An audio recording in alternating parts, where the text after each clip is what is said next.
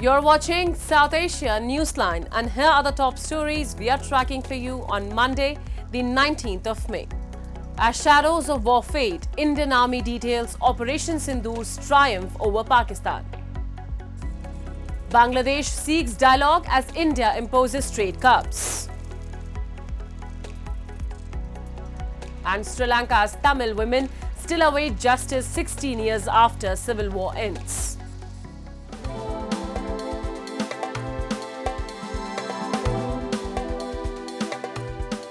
And now for all the details. As the fog of war lifts, the Indian Army is shedding light on Operation Sindoor's triumphs.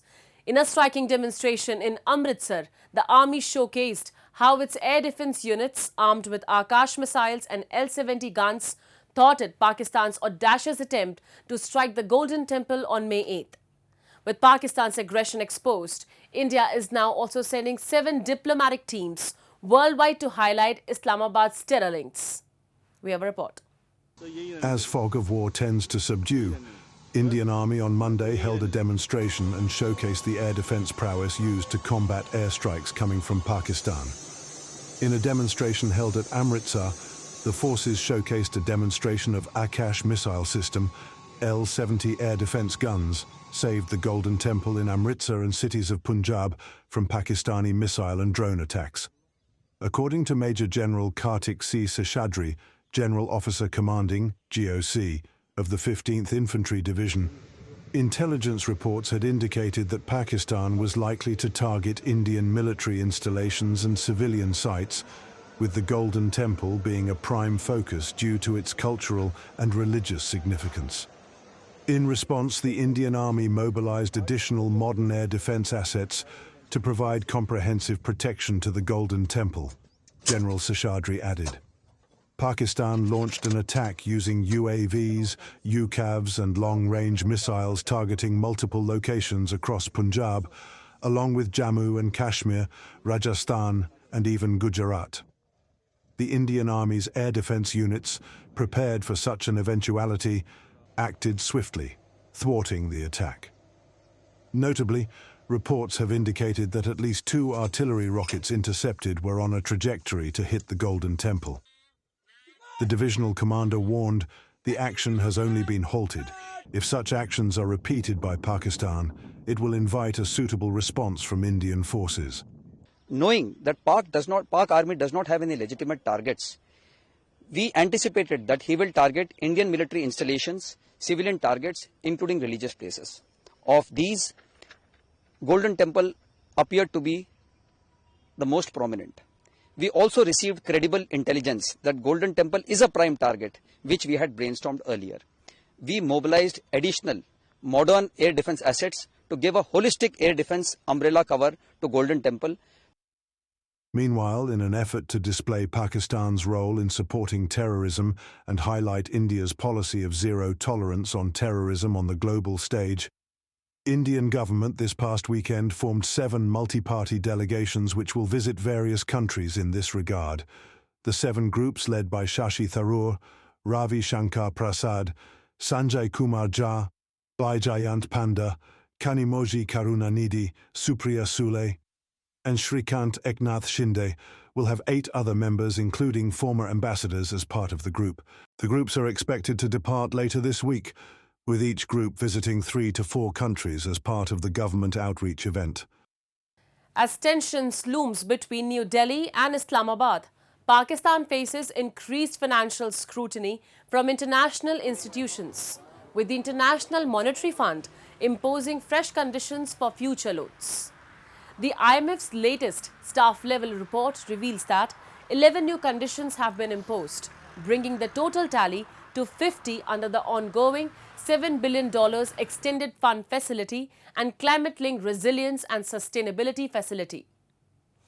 According to the IMF report, Islamabad needs to secure parliamentary approval of Rs 17.6 trillion federal budget as per IMF's projections by the end of June 2025.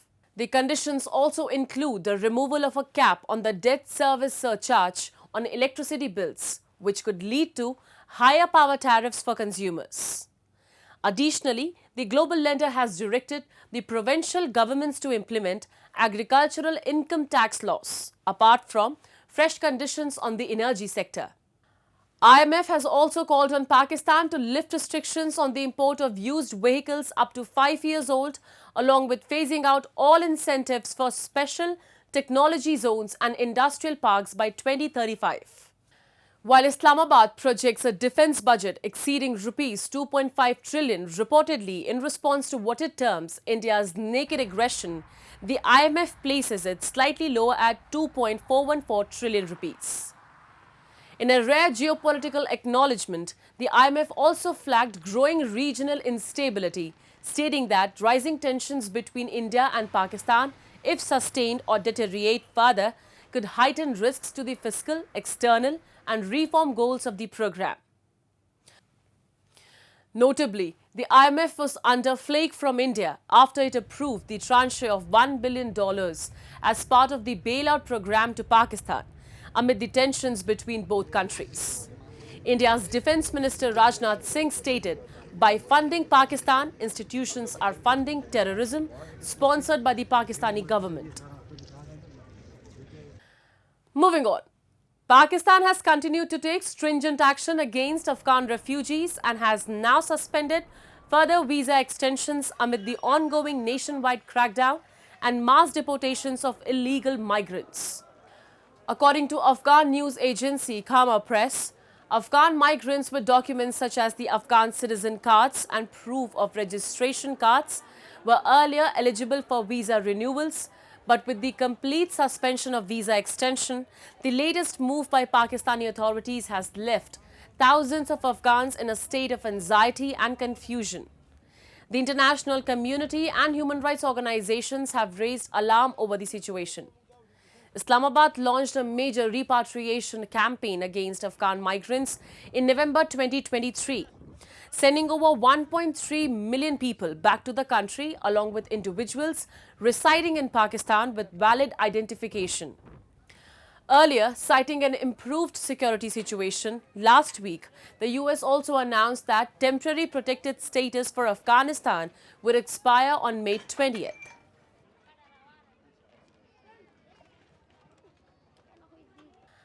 And amid rising trade tensions, the interim government in Bangladesh has called for dialogue with India following new restrictions on imports via land ports. Sheikh Basuruddin, commerce advisor to the interim government, said Bangladesh is open to resolving issues through discussion. We believe in liberal trade, he told reporters. The curbs imposed by India's Ministry of Commerce and Industry affect goods worth nearly $770 million, around 42% of total bilateral imports, and apply to ready-made garments, snacks, beverages, cotton waste, plastic goods and wooden furniture. Imports of these products are now limited to seaports like Nhava Sheva and Kolkata. India's move is widely seen as a response to earlier restrictions by Bangladesh on Indian yarn, rice and other goods, as well as its decision to impose transit fees on Indian cargo. Bangladesh had previously banned Indian yarn ports via land and faced the cancellation of transshipment facilities by India. The standoff marks a shift from the traditionally cooperative trade ties between the two neighbors.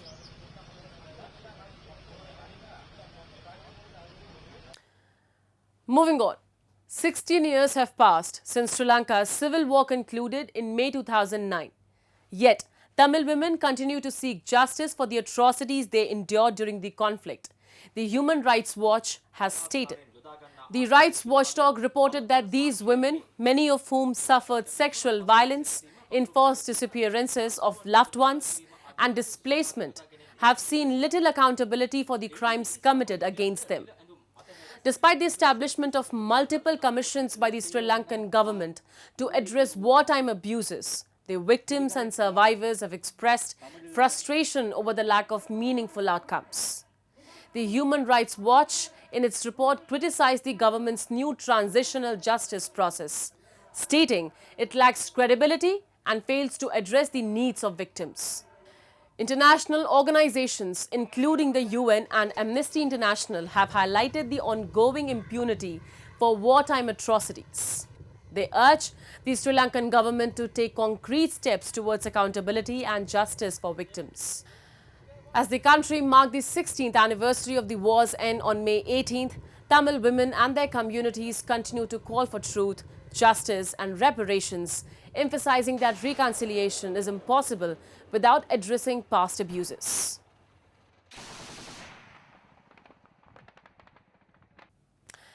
At Nepal's flagship Sagarmatha Sambaad, held in Kathmandu, Vice Chairman of the Standing Committee of China, Zhao Ji, stirred controversy by repeatedly referring to Mount Everest as Chomolungma, its Chinese name, during his keynote speech.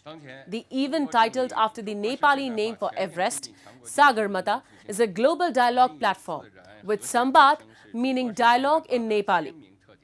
Zhao mentioned Chomolungma 10 times in his 20-minute address, diverging from the event's official branding. Other dignitaries, including Nepal's Prime Minister KP Sharma Oli and Foreign Minister Arzu Rana Dyoba, refrained from commenting. The choice of words came shortly after PM Oli publicly emphasized branding the peak as Sagarmatha. The three-day summit gathered over 200 participants, including officials from India, China, Japan, and representatives from the UN, World Bank, SAARC, and others. Despite attempts, Nepal's foreign ministry did not offer an official response on the controversy. That's all in tonight's edition. We will see you same time tomorrow. Good night.